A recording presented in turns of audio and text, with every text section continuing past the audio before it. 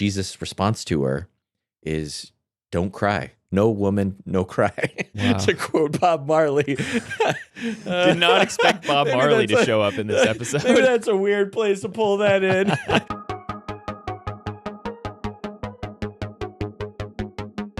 Well, hello, everyone, and welcome to Bible Geeks Podcast. I'm Brian Shealy. I'm Ryan Joy. And today on the episode, we're going to talk about some of the most important people in the Bible who don't even have names recorded. There's a servant girl who points Naaman to healing. There's a woman who drops a millstone and ends a tyrant's life. And there's some other people who speak wisdom that save entire cities. So today we're celebrating the Nameless Notables. They're figures we only catch in passing, but their faithfulness creates a domino effect in God's story. It's a lesson we all need to remember. In God's story, there are no insignificant roles. Well, we've made it, Ryan. We're at the end of our list of regionals that we're working our way through in our Bible bracket this year. And this one actually was my favorite of the four. Really? I love the idea that there are so many people in the Bible that just don't have names. And to kind of collect them all up in that way, each of them kind of brings something special and unique to the table that we should probably spend some more time talking about. But I just love the idea that, we don't know even the names of these people at all in the Bible. So this was a cool one for sure. It was. There's an old Hollywood saying. They say, "There's no small parts, only small actors." Have you ever heard that? Yeah, I have. So, like whenever they started to think that way, then all of the movies and theater performances and stuff got better because you start to realize if you take seriously your part in the story, then the whole thing gets better because each part is important. And, the Bible has all of these different players that we don't know their names, kind of like the background actors, the extras that we don't see their credits listed, but they're important. They're a part of this. And some of them are incredibly significant, even if they only get one verse or two verses. Well, and, we'll talk about it in more detail, but I think this is the reason why the Bible can be so relatable, right? Because sometimes I have a hard time putting myself into the shoes of some really big figure of faith, but it is kind of easy to see myself in the same line of some of these people. And so let's get into our first segment here, which I think appropriately is Hello, My Name Is. Hello, is it me you're looking for? So we're going to tell the story of a woman whose name is, well, actually, we don't know their name. So the young Hebrew maid, let's talk about her from 2 Kings 5. And we went back and forth, I think, in our draft about what we should actually call her because I think I called her the little Hebrew maid. And, we kind of changed her name, I think, to the young Hebrew maid in this story. Yeah, she is a little girl, right, when she was taken. And so I think that's probably where that came from. But the setup for this story is, of course, Naaman. Many of us know his story from 2 Kings 5 is this powerful general who has leprosy from Syria. But when we get into his story, immediately it shifts over to just a couple of verses about this young lady. Yeah, so let's read these verses. This is 2 Kings 5, verses 2 and 3. It says, "Now the Syrians, on one of their raids, had carried off a little girl from the land of Israel, and she worked in the service of Naaman's wife. She said to her mistress, 'Would that my lord were with the prophet who is in Samaria. He would cure him of his leprosy.'" So, just a little comment here that she makes to her mistress, Naaman's wife. Just, boy, I wish Naaman were with the prophet in Samaria because it would solve all the problems, right? Just a little offhanded comment. And from that little statement, what do you see as the power behind her words there? Well, think about her situation. This little girl is taken from her home like the spoils of war and forced into slavery. And so her life has illustrated her lack of power. Yeah. But she still dares to speak. She goes out of her way to help the very people who stole her from her family, or at least to wish that there would be good to come upon her, and she has this incredible faith. She just assumes, just believes it is absolutely true that the prophet in Samaria could have helped Naaman. Yeah. And so, yeah, there's an incredible power here to these, almost like this domino effect that starts. The story doesn't begin without her speaking up, right? Yeah. Well, and if I put myself into her shoes, which is so easy to do in a thought process like this, like what would it, if I imagine myself as a captor, what would my reaction be? What would I think to say? And I would probably be very bitter that I was in that circumstance, and I'm not sure I would entirely want the well-being of my captors. So yeah, like you say, the domino begins to fall, and boy, then all of a sudden, all this stuff sets in motion Naaman's healing, and the prophet of God being held up in esteem as he points the nation back to God. And it's impossible not to get to an application about good news and about speaking up, right? Yeah. I mean, I don't know. There's a lot of different ways you can go with this, but what do you take from this about sharing good news? My first word that I thought of was Evangelion. Like, I'm just thinking about, evangelism here. She's the ultimate evangelist, right? And, like we see so many times in the New Testament, come and see. The woman at the well, Nathan, like all these people, like, hey, just come and see. And the story that we just lean into about people doing something so small and not really requiring some great oration or some compelling argument. It is can be such a simple retelling of your own experience or your values, what you find important, and sharing that with somebody can really change the game. So yeah, she's a great little evangelist here. There you are with the little again. I know. But she is. Yeah. And she and it's a little piece of the story. Yeah. Just these 2 verses. She isn't named, but she also isn't even mentioned for most of this story. I mean, Right. if you charted it out into like a line graph, it would be just a tiny bit of the whole story of this. But in a way, she's the most important part of it because she got things going. Yeah. And it just shows that God can work mightily when we speak up. You never know where it's going to lead. How much good can one person do? You speak a word and you don't know where it's going to lead. And sometimes you find out years later that simple word that you spoke, had this power, had this effect. And maybe it took a long time even for it to happen, but God can work. But he chooses to work through people who speak the good word.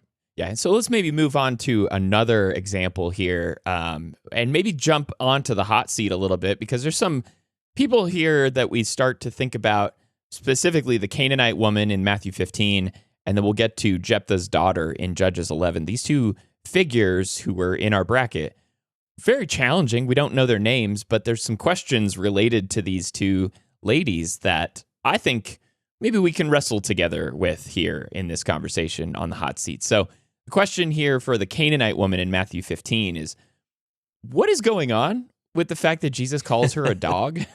I mean, wait, does he actually call her a dog? That may be the first question to ask from this story. Well, he uses a different word for dog than most of the time what we see. It's like a diminutive word. I think of it like, I don't know Greek as well as maybe I've studied Spanish, but I think of it like in Spanish when you add like ito at the end, like it's not perro, it's perito or whatever.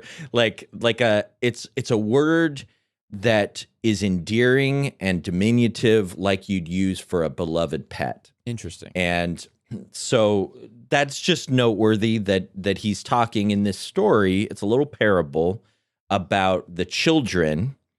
And we sometimes talk about the children of Israel, who were Jesus' main mission. Yeah. He went to find the lost sheep of Israel. But his mission is ultimately, of course, for everyone. And he sees everyone as important and valuable. And it's really interesting in Mark, the first part of Mark, all of the verses up until this point in Mark 7, are all about how objects are not inherently unclean. And he's Oh, like yeah. challenging the view of the Pharisees and the conventional Jewish wisdom about objects, and what actually makes you unclean is your heart. And I think that here Mark has arranged this, and what's happening is that Jesus is probably building on that to, in a challenging and surprising way, help us to see that people aren't inherently unclean either. It's about the person. It's about who they are and their heart. And so I mean, we could ask, is this a test? Is this a teaching moment? Is this cultural language? Is this something else? I think in a way it's all three, but the heart of the story is this witty bit of repartee, right, between this woman and him, and she really shines as the star. But I don't know, maybe that's a opening intro, a foray into answering this hot seat question. What do you think is going on here? Well, I mean, he doesn't okay, so let's just get it out on the table. I don't think he is specifically using this pejoratively at her. He's not calling her you dog. He doesn't say that. He answers her, it is not right to take the children's bread and throw it to the dogs. So he's suddenly now shifted to a conversation about children and bread and giving that, provision to dogs. And I don't think he's directly wanting us to make that comparison. I could totally see that as this would not be a conversational tactic I should use in my own marriage, because I know that, of course, my wife would absolutely say, "Are you calling me a dog?" But of course, that's not what Jesus is doing here. And I think he's using this tactically because he is putting something out there to kind of push her a little bit, to make sure, to see if she's really thinking along the lines of, him as the one who can heal her daughter or not. And it almost feels like he is putting this out there on purpose so that he can see what type of response she's going to have. I agree completely. You wouldn't want to use that with your spouse. I agree. And she could say, "Are you calling me a dog?" But this lady could have said that too. Yes. She could have gotten all up in his face and been or been discouraged, right? And just ran away. And fine, if that's how you see me, I'm not, what am I to you? But she doesn't. And I agree. I think that he is challenging the norms of the way things are thought of by the Jews, but also challenging her. And she responds with incredible faith and wit and cleverness and wisdom. And she's determined to make her appeal. And she makes it with humility and yet without backing down. Oh, yeah. I see. It's so wonderful. I see 2 Peter 3, right? I see her responding about her faith, yet with gentleness and respect, right? Yes, Lord. Yet even the dogs eat the crumbs that fall from their master's table. It's drop the mic. That was the response. That's exactly what you say to Jesus in this case. Yeah, I understand and I agree with you. However, let's keep. You would almost imagine Jesus having a response that sounded exactly like that to people who were, questioning him. And for him to then say, "Oh, woman, great is your faith.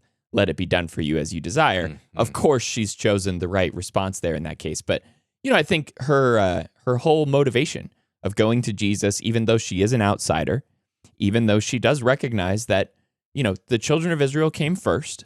They were the lost sheep of Israel. They were the ones who he was out there for. But the fact that she's an outsider does not push her away to the point where she doesn't feel like she can approach Jesus. And Jesus was available to outsiders, even, within the lost sheep of Israel, but also to those on the outside, for those who had faith enough to push past, their own boundaries and limitations. And this is how he approaches, in some ways, everyone, and all of his teaching it's always pushing. It's always needling at people to see if they can have a breakthrough and try to help them get to the next step. And remember, he knows hearts.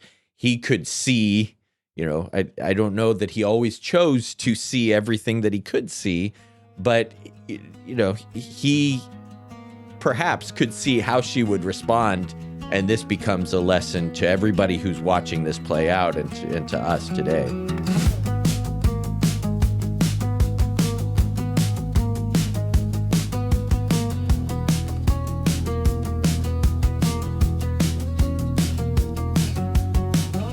Let's go back quite a long ways into the past in the book of Judges and talk about Jephthah's daughter. Actually, it's interesting as we're recording this. I'm like weaving my way through the Old Testament in my reading that I'm doing, and I just like wrapped up the story of Judges last week. So this has been on my mind and thinking about this story quite a lot. And this story is a really tragic one because Jephthah, as a judge, makes a really just foolish decision to make this promise that whoever would come out of his house to greet him first would be offered as an offering. I don't know what he was expecting as part of this, but like the question is, did Jephthah actually offer his daughter as a burnt offering? If we're getting on the hot seat and kind of dealing with some of the drama or difficulty in some of these passages, do you think that actually happened in this story? I think so. I lean that way, but it's as a starting point, it's good to just know there is still to this day like a split. There is no like scholarly consensus or consensus among students of the Bible that this is what happened, that he sacrificed her. The other option is that she was sent to tabernacle service or take some kind of a vow, almost like a Nazirite vow type of vow, where she is, going to remain a virgin and serve the Lord. And some of the reasons that people like that way of understanding it are, well, one, it is utterly despicable and against the law and the worst thing that basically you could do. The most pagan, evil thing is sacrificing your child. And here is somebody who is an Israelite doing that. But also, so it says in Judges 11:30, and Jephthah made a vow to the Lord and said, if you will give the Ammonites into my hand, then whatever comes out from the doors of my house to meet me when I return in peace from the Ammonites shall be the Lord's, and I will offer it up for a burnt offering. And Adrian and I were talking about this, and she was looking up some of the Hebrew, and there's a rabbi that notes that this word "and" can also mean "or." It's the same word. So this person or animal or whoever comes out to meet me shall be the Lord's, or I will offer it up for a burnt offering is evidently another option. And then the other argument that people give for this kind of lighter, a little bit more palatable kind of way of seeing this story is that the emphasis is on her virginity rather than on her death after this. Right. But I think if you put it together, I think there are some ways of seeing all of this that kind of make me lean towards the other perspective. What about you, just as a starting point here? Yeah, I mean, the simplest reading of it is that, in verse 39, at the end of the 2 months, she, after, of course, she had gone on a trip with her friends and, wept for her virginity in the mountains, as it says there. At the end of the 2 months, she returned to her father, who did with her according to his vow that he had made. And of course, it goes on to talk about her virginity. Still, she had never known a man, and it became a custom in Israel that the daughters of Israel went out year by year to lament this situation and everything else. But I would say that the simplest reading of it is that that's what he did. And I don't exactly, the place where this story takes place is also important, I think, contextually with the judges, Yes. right?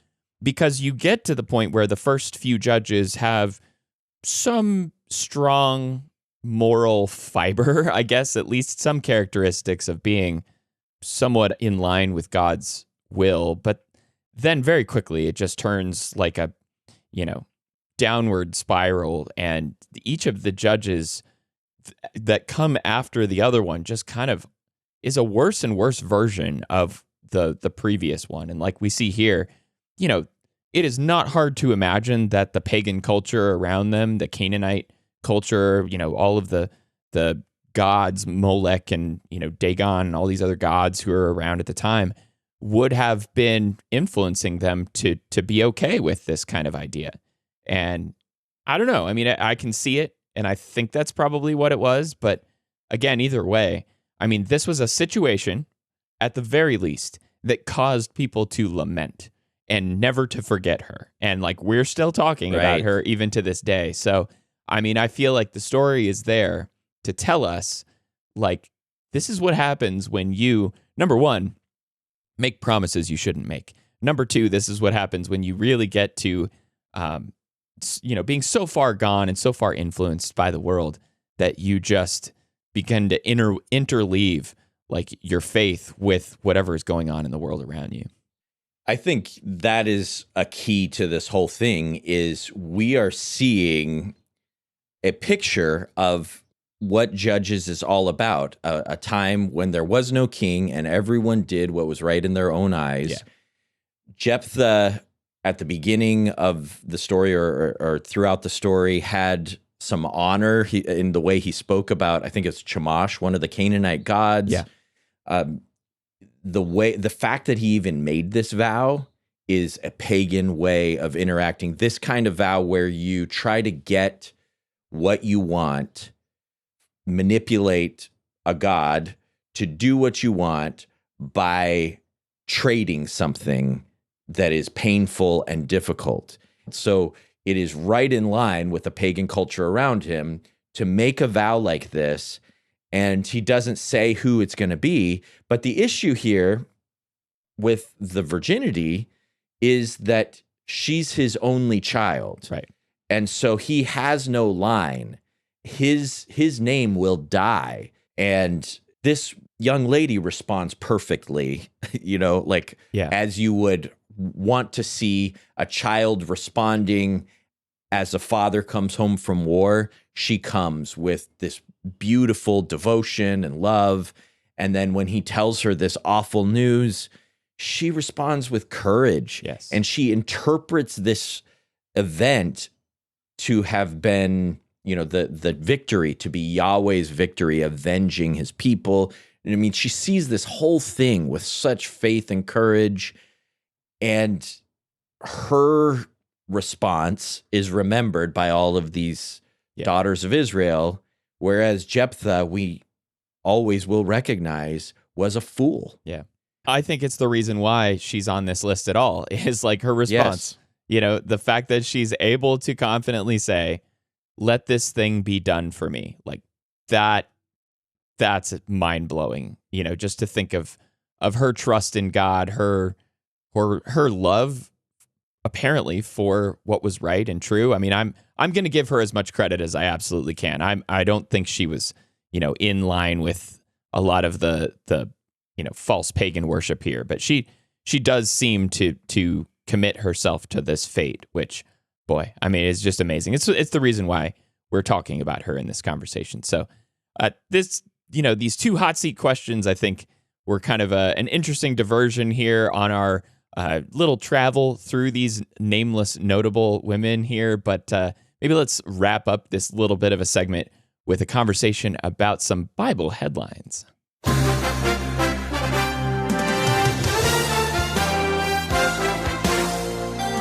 Yeah, so there were a couple of these stories that a lot of people hadn't heard yet.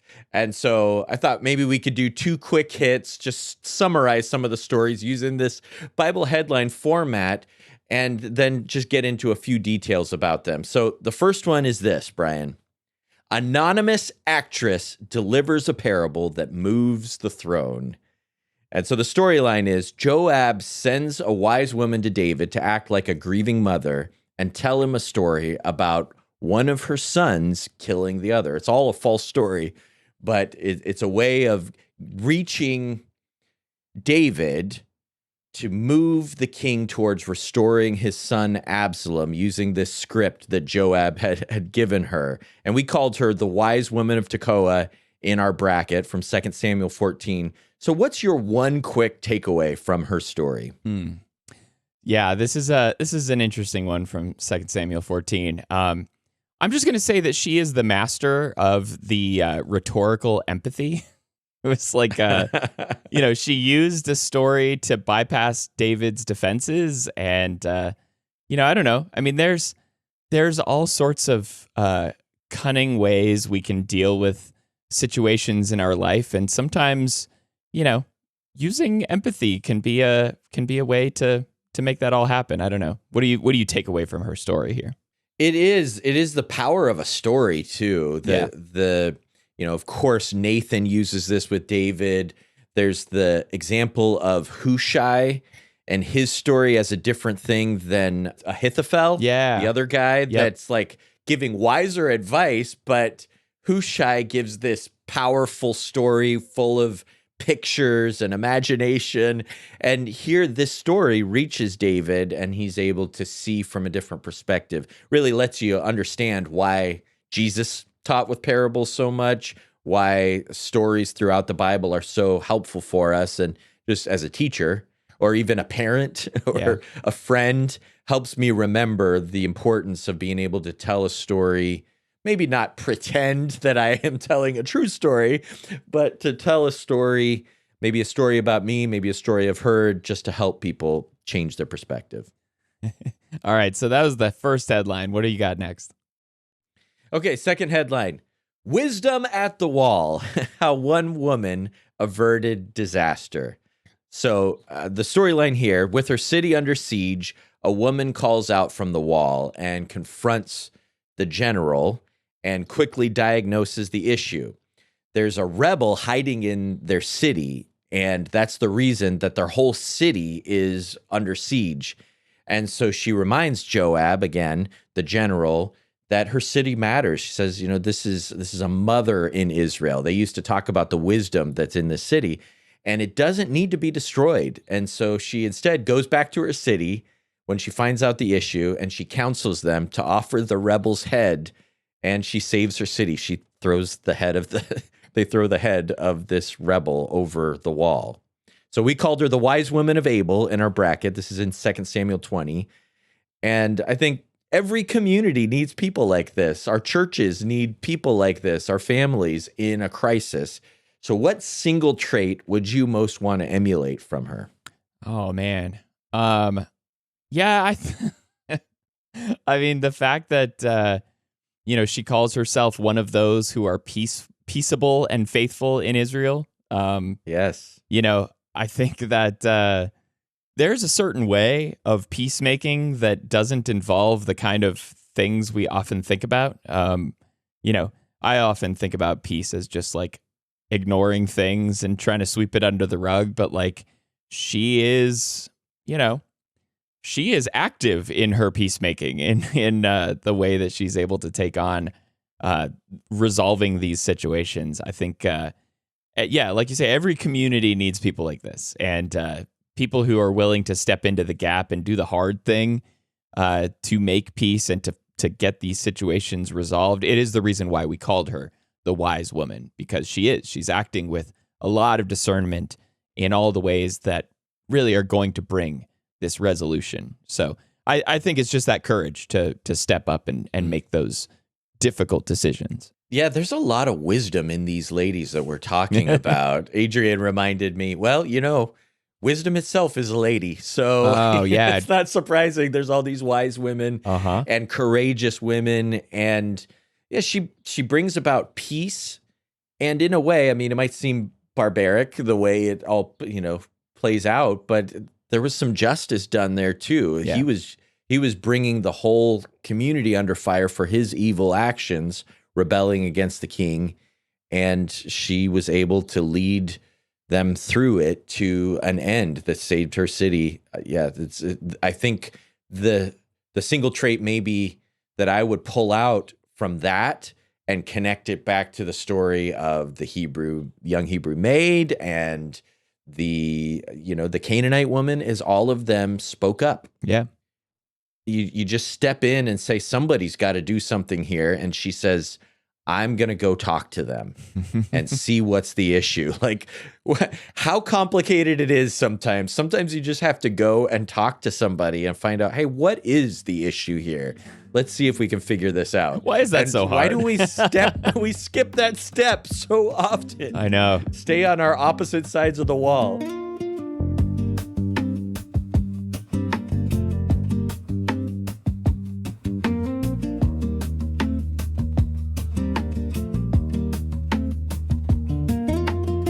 This has been a whole, rapid fire discussion about a whole bunch of unnamed women throughout the Bible. Let's wrap up our conversation with one more, and that fast forwards us into the story where we get back to Jesus. So this one is in Luke 7:11-17, and it's the widow of Nain. And it's another one of these ladies that I had to look up and remember, okay, who is this?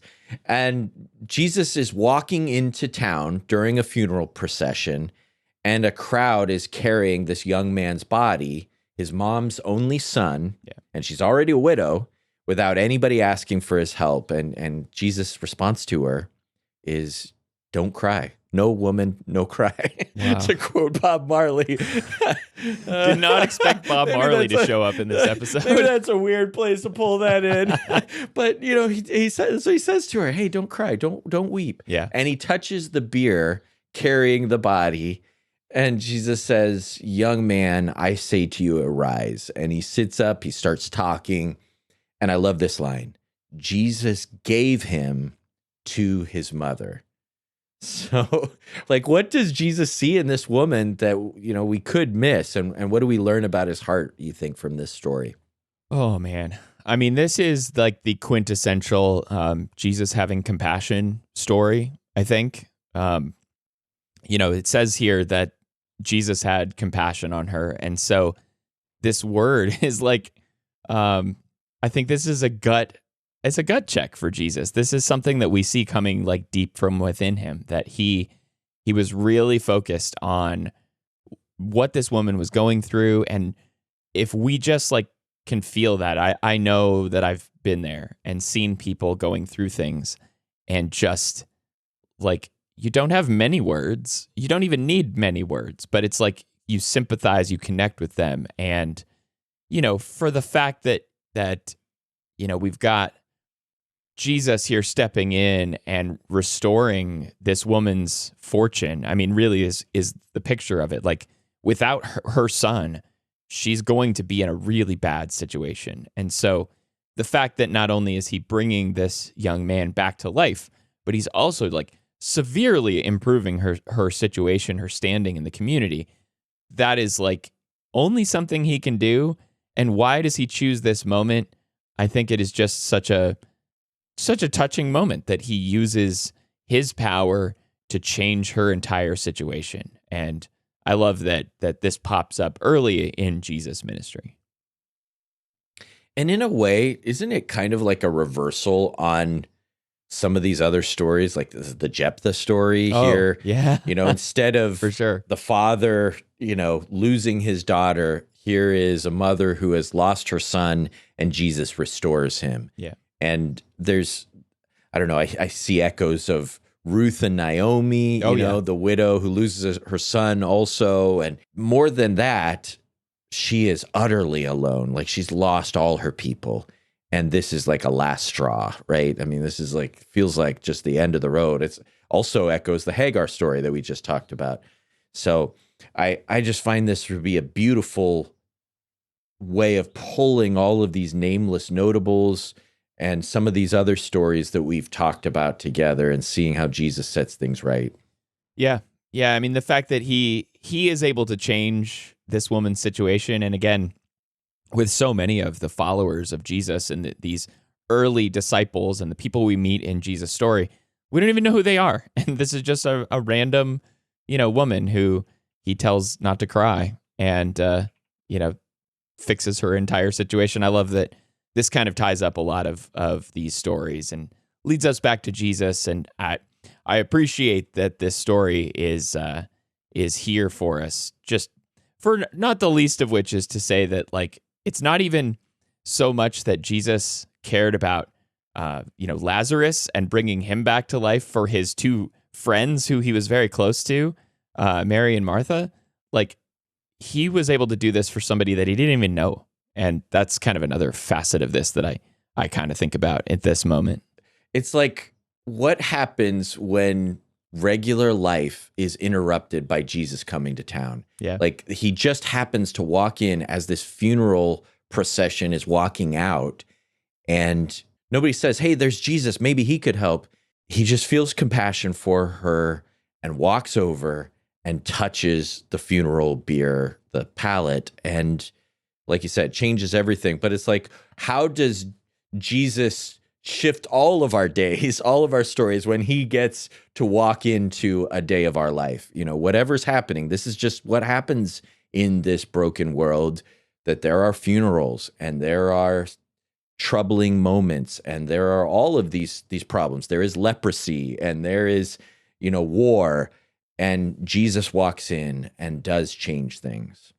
Yeah, well, and this whole conversation has really been focused on these nameless, notable women. And of course, you know, as we were talking about in our bracket, they're all being pitted against one another. So whoever is your favorite, hopefully they've made it pretty far. But, you know, I think what we've seen here, at least in this regional, is that in God's story, there's really no insignificant roles. And that's what we've been talking about in this episode. Even these little acts of faith, they're able to make huge impacts. And like you talked about dominoes, they're able to be the little baby domino that could eventually, you know, topple the big ones in history. So I've appreciated this conversation, and it struck me that, you know, so many of these women, they spoke up or they took action or they got involved, even when it would have been easier for them not to.